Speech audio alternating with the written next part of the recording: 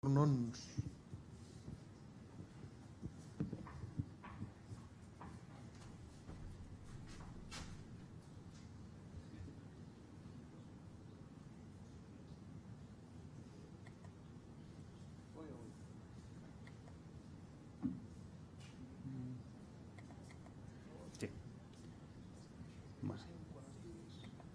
Sí, ja.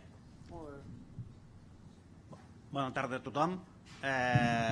Soc Josep Fornons d'Hexagon Safety and Infrastructure, justament l'àrea de govern. El meu company abans, Logan Pelloà, ja ha posat una mica el canvi de nom, que hem sigut absorbuts per Hexagon, i som les que fins ara hem sigut coneguts com Intergraph.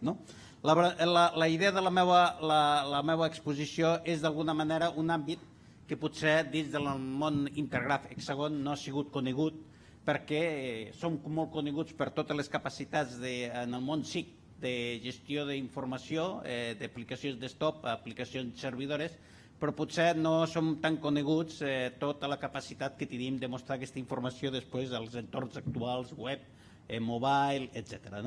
Llavors, òbviament, ens veiem forçats d'alguna manera per ser uns proveïdors totals de solucions, donar solucions en aquest àmbit. Llavors, faré una mica de repàs en aquests 4 minuts des del present al futur. En el present, què tenim? Que tenim que tot el que d'alguna manera avui en dia es pot gestionar en l'entorn desktop de Geomedia, perdó, he anat cap a... Això com es va enredaré? Tot el que es pot gestionar en l'entorn desktop de Geomedia es pot publicar en un entorn web. I l'entorn web el que tenim és el Geospatial Portal, que és un entorn obert, d'alguna manera que té una API molt consistent i que d'alguna manera cada usuari pot arribar, cada client pot arribar a configurar el seu propi interfície, i molts exemples que s'han vist avui aquí s'haguessin pogut fer, per exemple, amb Geospatial Portal. La idea del Geospatial Portal, que està damunt de les solucions que produïm tant en Webmap Professional com l'Apollo, és d'alguna manera aprofitar dues capacitats, jo diria, importants. El mantenir-nos fidels a tota la interoperabilitat OGC, o sigui, per tant, permetre crear visions amb tots els serveis OGC, WMS, WFS, etc., acudir a catàlegs de metadades i ser fidels també en treure tot el profit del que donen les nostres plataformes servidores, tant Webmap com Apollo, en quant a generació d'informació.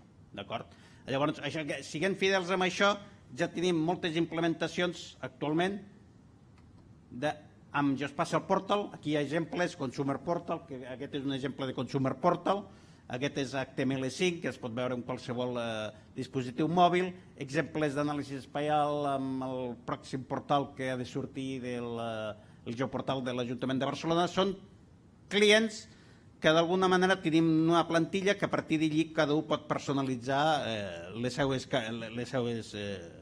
que vulgui fer. Exemples... Què ha passat aquí? Caramba, no. Això no funciona? Ara, l'exemple més representatiu en aquest moment és el portal Signa. El portal del Sistema d'Informació Geogràfic Nacional de l'IGN està construït amb el Geospatial Portal, està sent evolucionat cada dia amb més noves funcionalitats, la capacitat que hi ha unes visions ja predefinides, però l'usuari pot predefinir crear-se les seves pròpies visions amb connexions a OGC, etc. El portal de la Diputació de Badajoz, que és un portal que s'ha extès amb capacitats de GIS Enterprise, o sigui que hi hagi una sèrie de capacitats en funció d'usuari, gestió de continguts, etc. I jo sí que us animo que per conèixer bé totes aquestes plataformes aneu visitant la web d'Hexagon Geospatial, que aquí sí que crec que hem millorat molt respecte a prèviament amb Intergraph. Tenim una informació molt detallada de tota aquesta API, per poder-se utilitzar. Aquí hi ha alguns exemples amb codi, com per exemple mostrar aquests exemples que dades de WFS poder fer aquestes gràfiques, etc.